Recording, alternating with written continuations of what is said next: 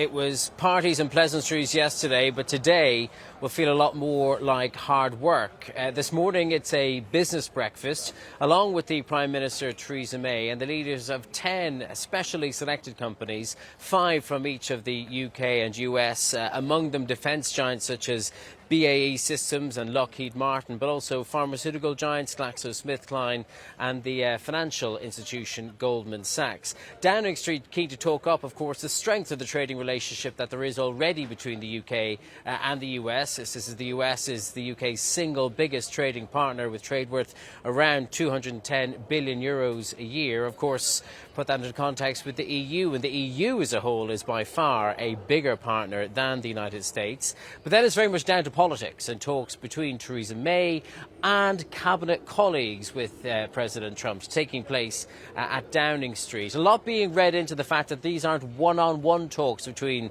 the Prime Minister and the President. Of course, to put it in American language, Theresa May is a lame duck Prime Minister. This is one of her final official duties. And at that meeting, there will be potential contenders to replace her, including the Foreign Secretary Jeremy Hunt. Britain wants to talk about climate change and its disappointment that the US withdrew from the Paris Climate Change Accord. They want to talk about the escalation of tensions with Iran too. And from the Americans' part, well, they want to talk about Huawei, the Chinese telecoms giant that they've been encouraging all their allies not to do too much business with and to not allow create the next generation 5G mobile phone network. They're all very important issues, obviously uppermost in the minds of all the leaders involved, but I don't think there'll be very significant talks, more symbolic. I wouldn't expect any breakthroughs. And then this evening, it's the opportunity for President Trump to return the favour. He'll be hosting a dinner at the US ambassador's residence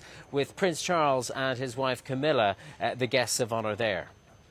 So a very big day for Donald Trump, a very big day for protesters as well. Tig, what is set to happen in London and in other cities when it comes to the reluctance feeling that many people have with regards to this visit? Yeah, that's right. There is a Stop Trump coalition here, a coalition of groups who don't support his policies. They gathered on the last time he came to visit here. Tens of thousands took to the streets. I think we can expect a similar turnout today, not just here in London, but in also other cities around the country.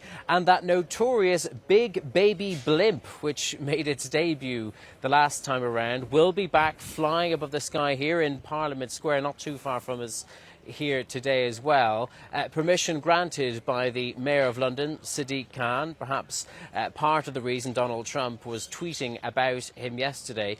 Donald Trump was also tweeting yesterday that he hadn't seen too many protests so far. Well, a couple of hundred did turn up here last night to demonstrate outside of the scene of the banquet, and I think he will certainly see them today. Last time around he didn't come to London. He was shielded from the protests to some degree. That won't be the case today, and it will be very interesting to see if he resists the temptation to tweet about them later.